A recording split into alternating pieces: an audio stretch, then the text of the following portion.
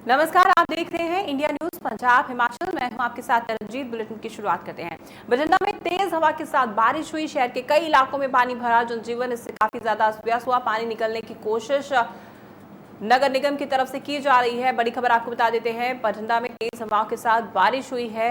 वहां पर जलभराव की स्थिति बनी हुई है। हालांकि पानी निकालने की कोशिश नगर निगम की तरफ से की जा रही है। तमाम कोशिशें नगर निगम की तरफ से की जा रही हैं। आपको बता दें कि बठिंडा में तेज हवाओं के साथ बारिश हुई है। बड़ी खबर इस वक्त की आपको बता देते हैं, जिसके चलते वहां पर जल भराव की स्थिति बन गई है। फिलहाल प्रशासन की तरफ से, नगर निगम की तरफ से वहां पर तमाम कोशिशें की जा रही हैं कि पानी की निकासी की जा सके, पानी को निकाला जा सके। तो बड़ी खबर इस वक्त की आपको बता देते हैं, बठिंडा में तेज हवाओं के साथ पानी भरा, बारिश हुई और आपको बता दें कि सड़कों पर बड़ी मात्रा में पानी भरा, जिसके चलते नगर निगम की तरफ से तमाम कोशिशें की जा रही हैं पानी को निकालने के लिए।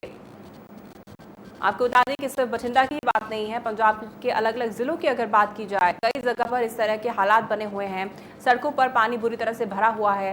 हालांकि प्रशासन की तरफ से हर बार ये दावे किए जाते हैं कि इस पर नकेल कसी जाएगी और इन तमाम चीज़ों को लेकर एक प्रॉपर एक्शन लिया जाएगा, लेकिन कहीं ना कहीं प्रशासन के दावे खोखले यहाँ पर साबित होते हैं। और बठिंडा का हाल भी आप देख रहे हैं।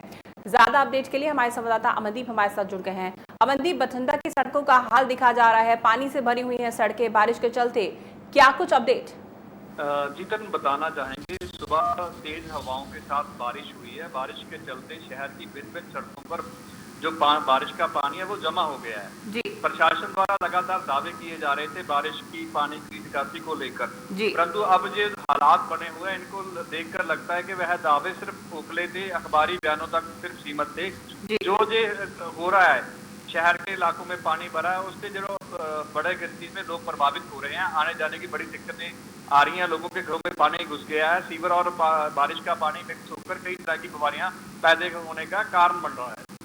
जी अमनदीप, ये पहला मामला नहीं है। पंजाब के अलग अलग जिलों की बात की जाए, यही दावे किए जाते हैं प्रशासन की तरफ से कि एक्शन लिया जाएगा प्रॉपर और प्रबंध किए जाएंगे मुकम्मल, लेकिन कहीं ना कहीं हर साल इस तरह की स्थिति जो है बन जाती है। और इस बार फिर से, हालांकि प्रशासन की तरफ से पहले दावे किए गए थे, लेकिन इस बार फिर से इस तरह की तस्वीर सामने आ रही है। अब जब कोरोना का कहर हर तरफ बरपा रहा है, दूसरी तरफ अगर इस तरह की स्थिति बनती है तो और बीमारियों को भी दावत दे सकती है। जी बिल्कुल, जो बारिश का पानी सड़कों पर जमा हो, उसकी निकासी ना होने के कारण कई तरह की बीमारियां फैलने का खदशा पैदा हो गया है। लोगों के घरों में पानी घुस गया है, दुकानों में पानी घुस गया है। प्रशासन जो दावे कर रहा है, पंजाब सरकार द्वारा बड़े बड़े सहूलतों के दावे किए गए थे अभी तक भी, लोगों को हर तरह की सहूलत दी जाएगी। बारिश के पानी की निकासी को लेकर लोगों को काफी परेशानी का सामना करना पड़ रहा है जी। वहीं दूसरी ओर बात करें तो यह पानी की निकासी का मुद्दा खासकर बठिंडा में सियासी मुद्दा भी रहा है। हर इलेक्शन में पानी की निकासी को लेकर जो भी पार्टी वोट मांगने आती है, उसके द्वारा दावा किया जाता है कि हम पानी की निकासी का प्रॉपर प्रबंध करेंगे, परंतु यह जो दावे सिर्फ काम तक सीमित होकर रखते हैं। सुबह एक बारिश जो है शहर में जलथल कर दिया है। तमाम अपडेट के लिए अमनदीप बहुत बहुत धन्यवाद। सो प्रशासन के दावे एक बार फिर से खोखले यहाँ पर साबित हुए। बठिंडा में जिस तरीके से देखा जा सकता है, जल भराव हो गया सड़कों पर। अभी बारिशों की शुरुआत है, बरसातों की शुरुआत है, तब ये हाल है। हर जगह पर जल भराव देखने को मिल रहा है। प्रशासन की तरफ से हालांकि दावे जरूर किए जाते हैं, लेकिन वो कहीं ना कहीं हर बार खोखले साबित होते हैं।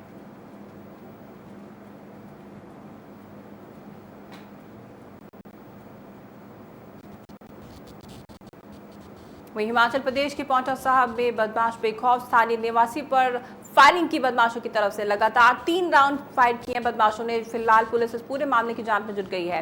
आपको बता दें कि हिमाचल प्रदेश के पांवटा साहब में ये मामला सामने आया है। लगातार इस तरह के मामले पंजाब की बात की जाए, हिमाचल की बात की जाए, देखने को मिलते हैं। वहीं हिमाचल प्रदेश के पांवटा साहब से मामला सामने आया जहां पर बदमाशों ने फायरिंग की। फिलहाल पुलिस इस पूरे मामले की जांच में जुट गई है।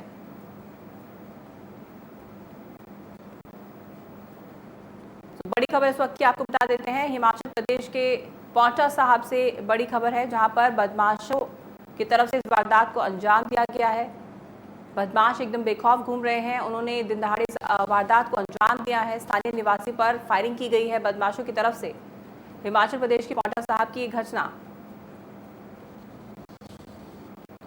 लगातार 3 राउंड फायर किए गए बदमाशों की तरफ से। हिमाचल प्रदेश के पांवटा साहब की घटना, स्थानीय निवासी पर 3 राउंड फायर किए बदमाशों ने। फिलहाल पुलिस इस पूरे मामले की जांच में जुट गई है कि आखिर क्या वजह रही कि इस वारदात को अंजाम दिया गया। क्या कोई पुरानी रंजिश थी? तमाम कोशिशें की जा रही हैं पता लगाने की। पुलिस की तरफ से फिलहाल जांच की जा रही है इस पूरे मामले में। तो हिमाचल प्रदेश के पौंटा साहब का ये मामला, जहां पर इस वारदात को अंजाम दिया गया, स्थानीय निवासी पर फायरिंग की गई बदमाशों की तरफ से। फिलहाल इस पूरे मामले की जांच में पुलिस जुट गई है।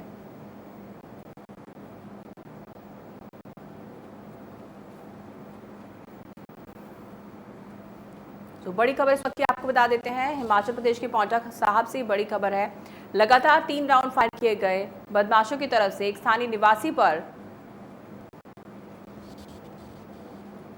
फिलहाल इस पूरे मामले की जांच में पुलिस जुट गई है।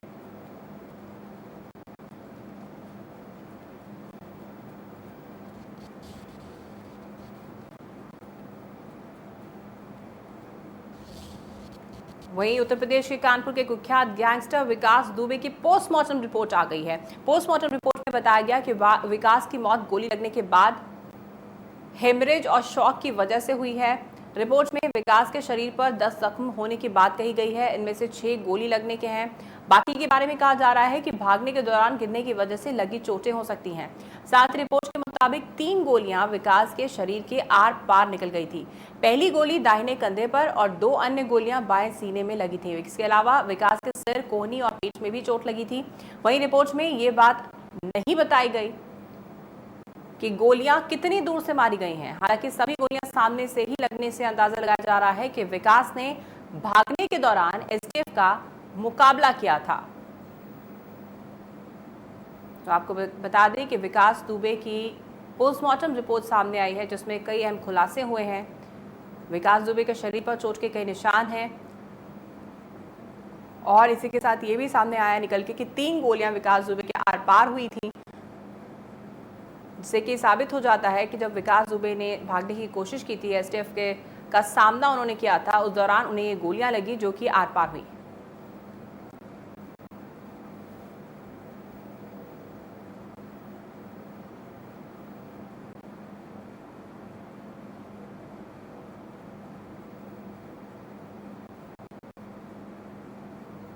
वहीं अमृतसर के महेंद्र कॉलोनी में सनसनी केस मामला सामने आया है। कॉलोनी में रहने वाले 2 भाइयों का किसी बात को लेकर झगड़ा शुरू हुआ। दोनों में झगड़ा इतना बढ़ गया कि एक भाई ने अपने ही सगे भाई को धारदार हथियार से मौत के घाट उतार दिया और आरोपी मौके से फरार हो गया। बताया जा रहा है कि दोनों भाई नशे के आदी थे और अक्सर इनका किसी न किसी बात को लेकर झगड़ा होता रहता था। वहीं मौके पर पहुंची पुलिस ने मामला दर्ज करके आगे की कार्रवाई शुरू कर दी है। आपको बता दें कि अमृतसर की घटना, जहां पर तेजधार हथियार से एक भाई ने अपने ही सगे भाई की हत्या कर दी। छोटी सी बात को लेकर ये बहस हुई और अक्सर इनके बीच में झगड़े होते रहते थे। दोनों भाई नशे के आदी थे और एक छोटी सी बात को लेकर इनके बीच में झगड़ा हुआ और बात इतनी बढ़ गई कि एक भाई ने अपने सगे भाई का कत्ल कर दिया। तेजधार हथियारों के साथ इस पूरी वारदात को अंजाम दिया गया। अमृतसर की एक घटना, जहां पर 2 भाइयों के बीच खूनी झड़प हुई, जिसमें एक भाई की जान चली गई, एक भाई ने दूसरे अपने सगे भाई का ही कत्ल कर दिया। पंजाब में इस तरह के मामले लगातार बढ़ते जा रहे हैं। लोगों में सहनशीलता बिल्कुल खत्म होती जा रही है। एक ही परिवार के सदस्य एक दूसरे की जान लेने पर उतारू हो जाते हैं।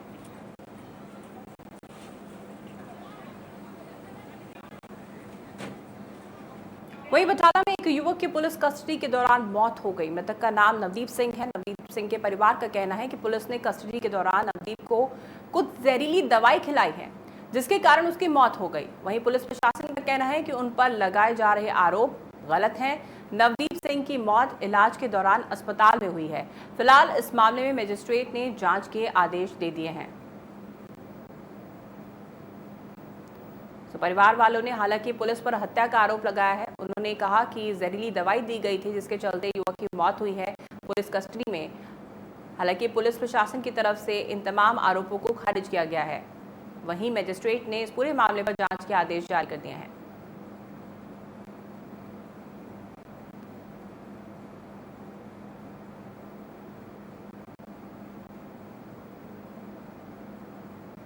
बटाला की घटना, जहां पर एक युवक की पुलिस कस्टडी में मौत हो गई। परिवार वालों का कहना है कि पुलिस ने जहरीली दवा खिलाई है, जिसके चलते इस युवक की मौत हुई है। वहीं पुलिस ने हालांकि तमाम आरोपों को खारिज कर दिया है।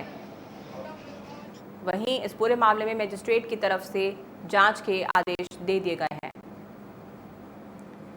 वहीं पाकिस्तान की नापाक हरकतें रुकने का नाम नहीं ले रही हैं। पाकिस्तान बार बार पंजाब के युवाओं की नशे में सफेद जहर घोलने की कोशिश कर रहा है, जिसे बॉर्डर पर तैनात हमारे बीएसएफ जवान नाकाम करने में लगे हुए हैं।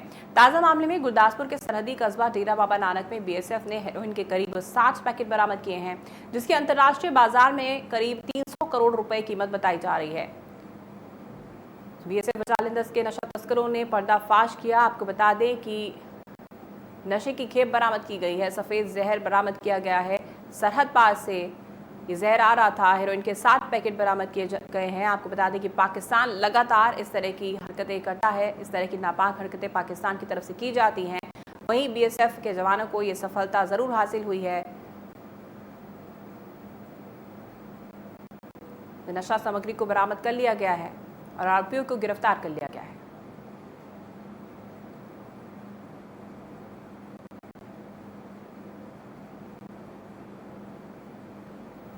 गुरदासपुर में बीएसएफ जवानों को ये बड़ी कामयाबी हासिल हुई है, नशे की खेप बरामद की गई है।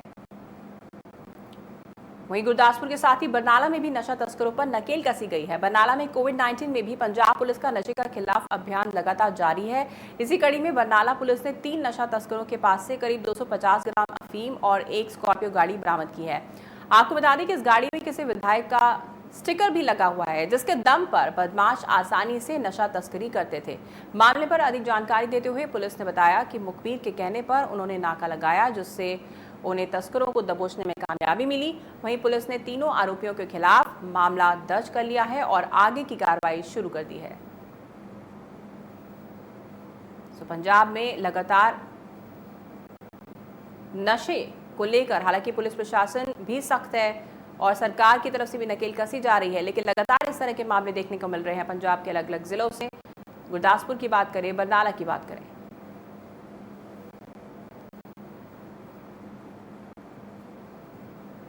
तो बरनाला पुलिस को ये बड़ी कामयाबी हासिल हुई है। 3 नशा तस्करों को दबोचा गया है बरनाला पुलिस की तरफ से। फिलहाल नशा तस्करों को पुलिस ने हिरासत में ले लिया है और आगे की कार्रवाई शुरू कर दी है।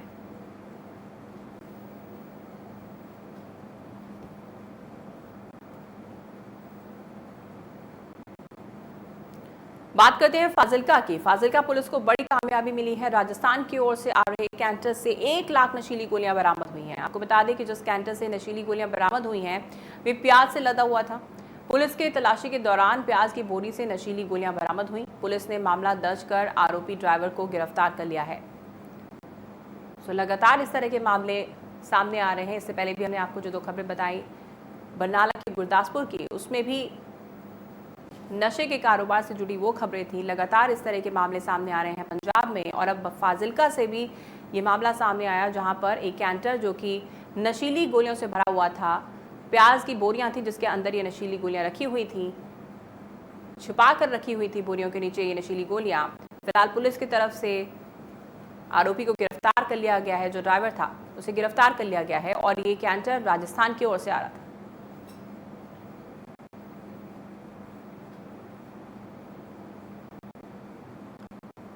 वहीं पंजाब की बठिंडा जेल एक बार फिर से सुर्खियों में आ गई है। जेल में बने ब्लॉक नंबर 1 के पास जेल अधिकारियों को एक पैकेट मिला था और जब जेल अधिकारियों ने उस पैकेट को खोला तो उसमें से जेल अधिकारियों ने मोबाइल, सिगरेट और तंबाकू को बरामद किया, जिसके बाद जेल प्रशासन ने पुलिस को सूचना दी और वहीं पुलिस ने मामला दर्ज कर जांच शुरू कर दी है।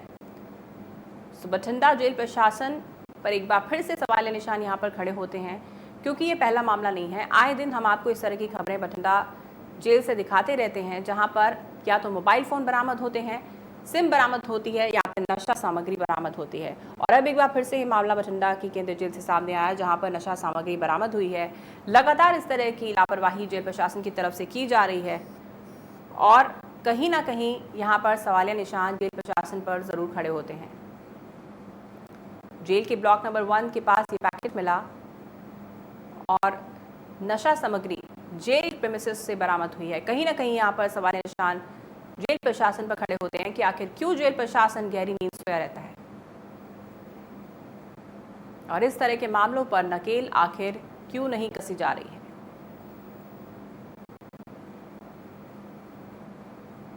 वहीं पंजाब में कोरोना अपने पैर पसारता जा रहा है। कैप्टन सरकार लगातार कोरोना को रोकने की कोशिशें कर रही है। पंजाब में कोरोना से अब तक 10,100 से ज्यादा लोग संक्रमित हो चुके हैं। पिछले 24 घंटे में कोरोना के 305 से ज्यादा नए मामले सामने आए हैं।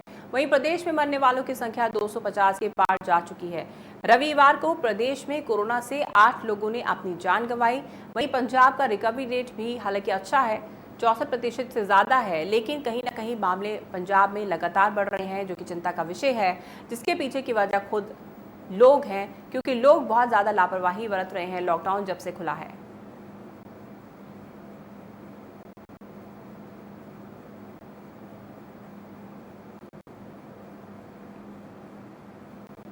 वहीं पंजाब के श्री फतेहगढ़ साहब में एक ऐसा मामला सामने आया है जिसे सुनकर आप भी हैरान रह जाएंगे। श्री फतेहगढ़ साहब के हल्का बसी पछाना में एक महिला ने कार में ही बच्चे को जन्म दिया। जानकारी के मुताबिक महिला को डिलीवरी के लिए सिविल अस्पताल लाया गया था, जहां पर डॉक्टरों ने महिला का तुरंत इलाज करने से मना कर दिया, क्योंकि डॉक्टरों के अनुसार महिला का कोरोना टेस्ट नहीं हुआ था। वहीं इलाज में हो रही देरी के कारण महिला ने कार में ही बच्चे को जन्म दिया। तो आपको बता दें कि श्री फतेहगढ़ साहब में डॉक्टर्स की तरफ से एक बड़ी लापरवाही सामने आई है। दरअसल महिला जब इलाज के लिए अस्पताल गई डिलीवरी के लिए, तो डॉक्टर्स ने मना कर दिया डिलीवरी के लिए, क्योंकि उनका ही कहना था कि कोरोना टेस्ट महिला का नहीं हुआ है, जिसके चलते उसके इलाज के लिए उसे मना कर दिया गया। और जब वो महिला कार से जा रही थी तो उसने इस दौरान कार की सीट पर ही बच्चे को जन्म दिया।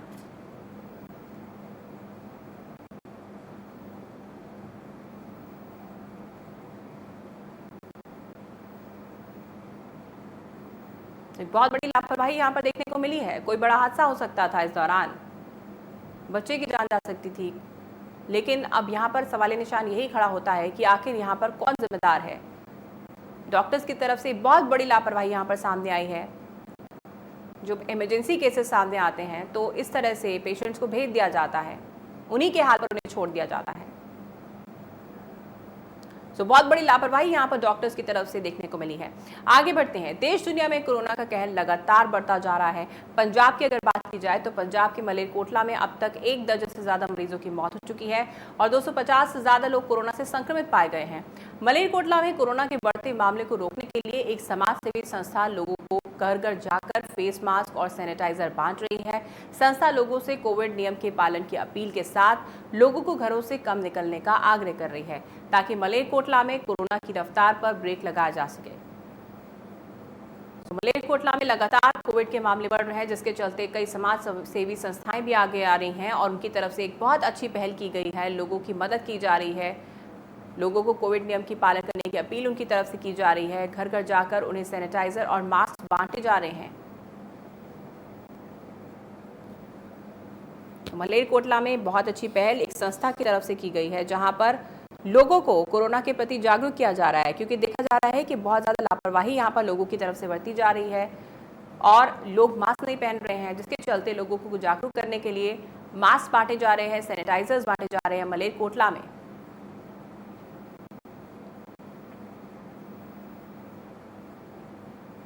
तो समाज सेवी संस्था की तरफ से बहुत अच्छी पहल मलेरकोटला में की गई है। वहीं पंजाब के जैतों के ओट क्लिनिक सेंटर में उस समय हंगामा मच गया जब सुबह 9 बजे तक कोई भी कर्मचारी क्लिनिक सेंटर नहीं पहुंचा। क्लिनिक सेंटर में कर्मचारियों के समय पर ना पहुंचने से लोगों ने रोष जताया। वहीं जब इसके बारे में क्लिनिक सेंटर के अधिकारी से सवाल पूछा गया तो वो अपना पल्ला झाड़ते हुए नजर आए। तो जैतों में ओट क्लिनिक सेंटर में हंगामा हुआ क्योंकि कोई भी अधिकारी वहां पर नहीं पहुंचा था, कोई भी डॉक्टर वहां नहीं पहुंचा था। हालांकि क्लिनिक सेंटर के अधिकारी से जब इस बारे में सवाल किया गया तो उन्होंने पल्ला झाड़ते हुए वहां पर नजर आए। कोई वहां पर इलाज समय पर नहीं हो रहा है, ना ही वहां पर मेडिकल स्टाफ समय पर पहुंचता है, जिससे लोगों को खासी दिक्कतों का सामना करना पड़ता है। तो यहाँ पर बड़ी लापरवाही जैतों में इस क्लिनिक सेंटर में दिखाई दे रही है, जहाँ पर डॉक्टर्स टाइम से नहीं आते हैं और इसका खामियाजा मरीजों को भुगतना पड़ता है। वहीं हिमाचल प्रदेश में भी कोरोना अपना कहर लगातार बरपा रहा है। प्रदेश में अब तक कोरोना से 1520 के पास संक्रमितों की संख्या पहुंच चुकी है। हिमाचल में कोरोना से फिलहाल 430 से ज्यादा एक्टिव केस हैं। वहीं इस जानलेवा बीमारी के कारण अब तक 11 लोगों ने अपनी जान गंवा दी है, जबकि अब तक 1055 से ज्यादा लोग कोरोना से ठीक भी हो चुके हैं। वहीं अगर हम हिमाचल प्रदेश में कोरोना से रिकवरी रेट के बारे में बात करें तो यहाँ पर 70% से ज्यादा रिकवरी रेट है। बहुत ज्यादा अच्छा रिकवरी रेट हिमाचल प्रदेश में भी है। तो आपको बता दें कि हालांकि हिमाचल प्रदेश में मरीजों की गिनती में इजाफा जरूर हो रहा है, लेकिन रिकवरी रेट हिमाचल प्रदेश में भी काफ़ी अच्छा है। मैक्सिमम मरीज ठीक होकर अपने घरों को जा रहे हैं या फिर ज़्यादातर लोग अपने घरों में हैं, होम आइसोलेशन में हैं। जो ज़्यादातर केसेस यहाँ पर ट्रेस किए जा रहे हैं वो ट्रैवल हिस्ट्री वाले केसेस हैं। और पंजाब की तरह ही हिमाचल में भी काफ़ी लापरवाही लोगों की तरफ से बरती जा रही है, जिसके चलते हिमाचल सरकार की तरफ से कई सख्त दिशा निर्देश भी जारी कर दिए गए हैं लोगों के लिए। फिर चाहे वो बाहरी लोग हों या उस प्रदेश के लोग हों, उनके लिए मास्क पहनना बहुत ज़रूरी है। पुलिस प्रशासन की तरफ से सख्ती की जा रही है।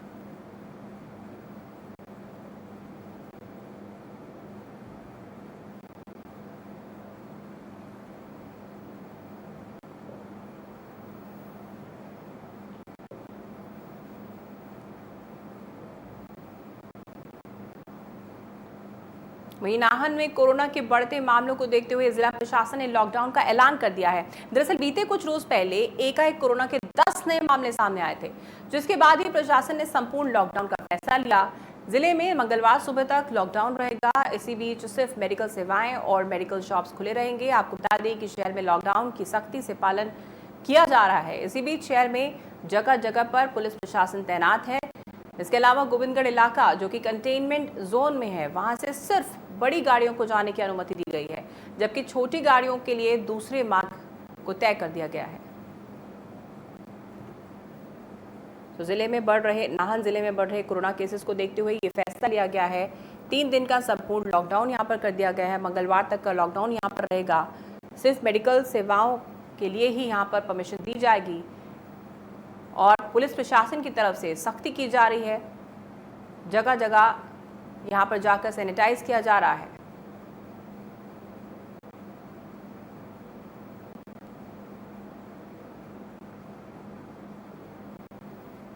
तो यहां पर जिला प्रशासन की तरफ से लॉकडाउन का ऐलान कर दिया गया है। नाहन में मंगलवार सुबह तक यहां पर लॉकडाउन रहेगा।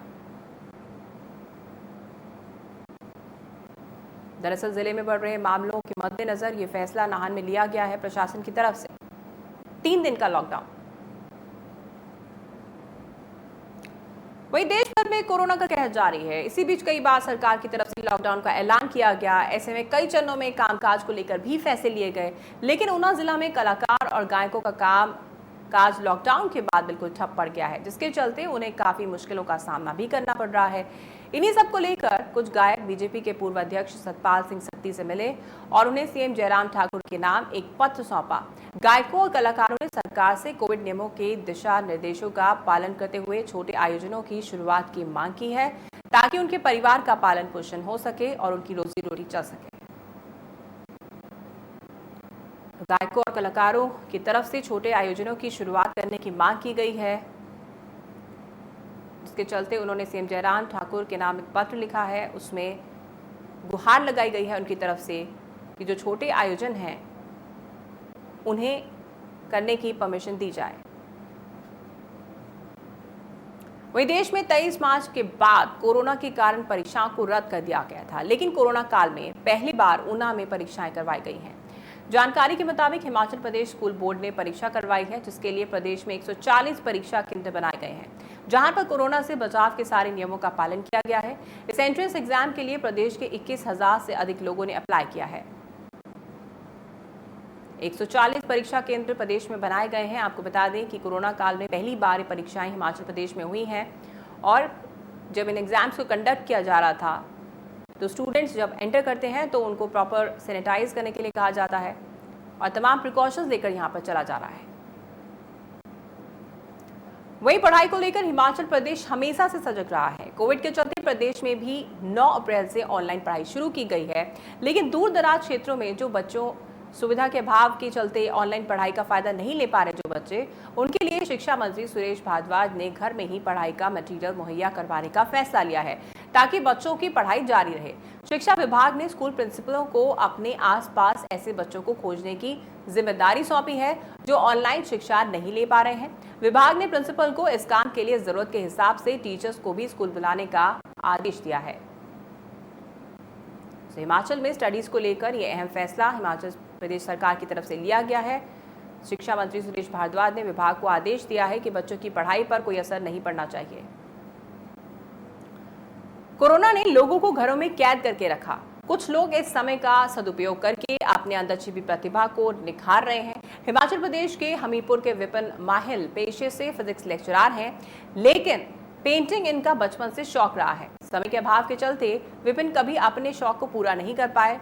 कोरोना काल में लेक्चरार विपिन के करीब 1 दर्जन पेंटिंग बनाकर अपने शौक उन्होंने पूरे किए हैं और उनका कहना है कि वो आगे भी इस शौक को जारी रखेंगे।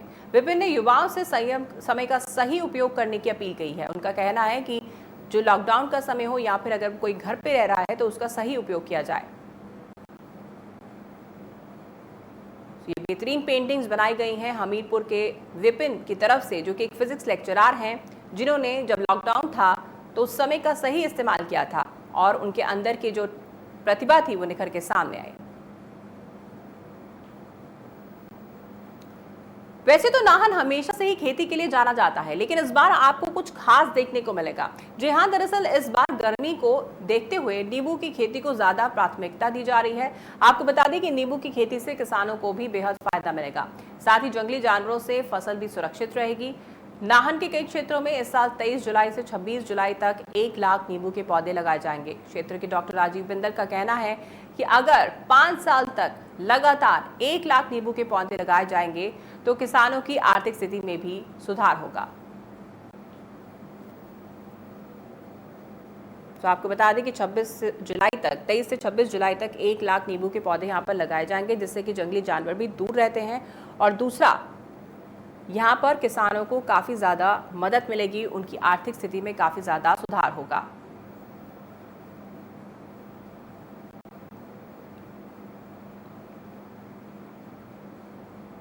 इस बुलेटिन में फिलहाल इतना ही। आप देखते रहिए इंडिया न्यूज़ पंजाब हिमाचल।